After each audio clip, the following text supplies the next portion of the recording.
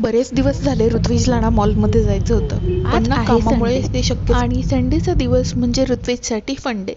आज आम्ही गेलो होतो चिंचवडच्या एल्प्रो स्क्वेअर मॉल. तिथे गेल्यानंतर विठुरायाचं सर्वात अगोदर दर्शन झालं. सोबतच माऊली आणि संत तुकाराम महाराज ज्यांचं देखील मूर्ती अतिशय सुंदर पद्धतीने साकारलेली होती.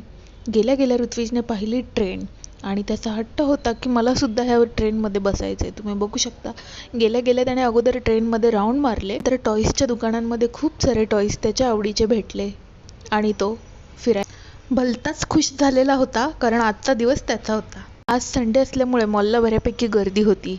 त्यानंतर ऋत्विजने पुन्हा एकदा कार बघितली आणि कारची त्याला राईड करायची होती.